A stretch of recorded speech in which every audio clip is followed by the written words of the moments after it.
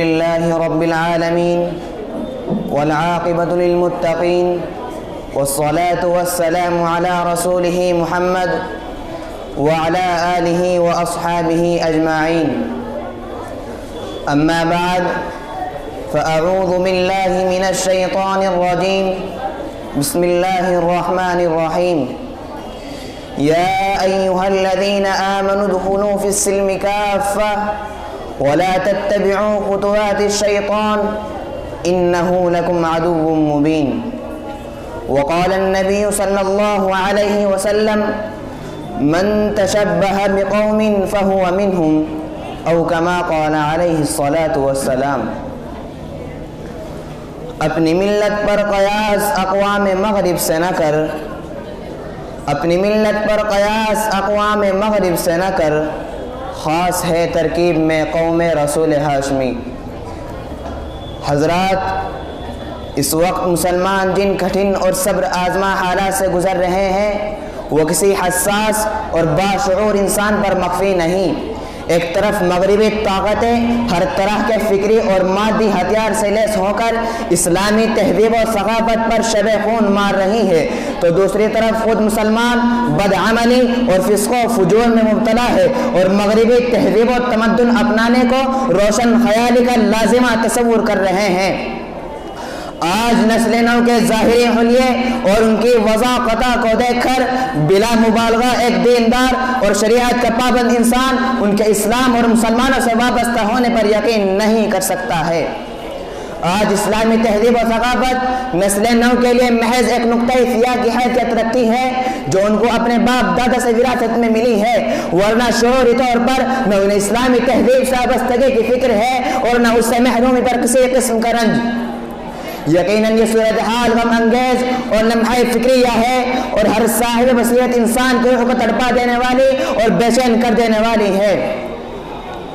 سامعین باتمکین، فرنگی تہذیب و تمدن کی لہر پورے عالم میں بڑی تیزی سے پھیل رہی ہے اور ہر کوئی اسی تہذیب جدید کا دلدادہ اور قصیدہ خواں نظر آ رہا ہے.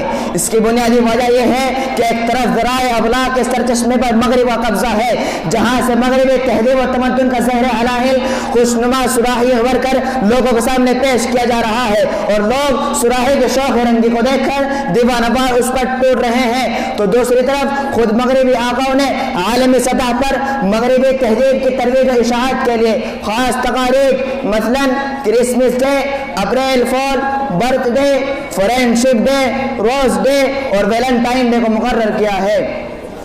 یہ تقاریب کیا ہے؟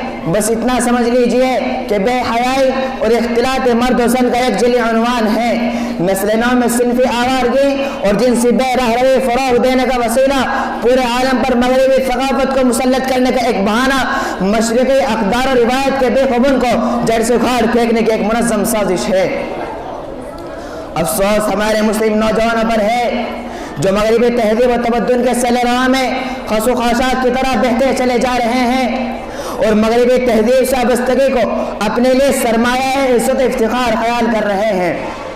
چنانچہ بہت سے مسلم نوجوان جو اس طرح کی خالص غیر اسلامی تقاریب میں شرکت کرتے ہیں اور اس کو روشن خیالی اور روشن ضمیر کی علامت قرار دیتے ہیں اور اللہ کے غضب و غصے کو دعوت دیتے ہیں.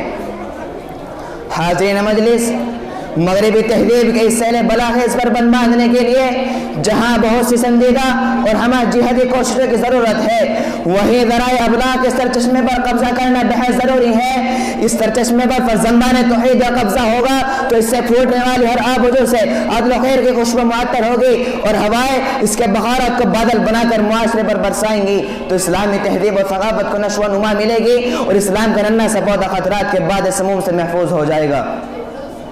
الغرض، ہمارے لیے لازم و ضروری ہے کہ ہم اسوہ نبوی کو اپنائیں، آپ کے طریقے کو اپنی زندگی میں پیدا کریں، ایک سنت کو حرز جا بنائیں اور پیغمبر انقلاب رہبر انسانیت محمد مصطفیٰ صلی اللہ علیہ وسلم کو اپنا رول ماڈل تسلیم کرنے میں فخر محسوس کریں. خلاف پیمبر کسے رہ گزید، خلاف پیمبر کسے رہ گزید کہ ہرگز بمنزل نخواہد رسید. دو جہاں کی کامیابی گر تجھے درکار ہے، دو جہاں کی کامیابی گر تجھے درکار ہے، ان کا دامن تھام لیں جن کا محمد نام ہے۔ وما علینا الا البلاغ۔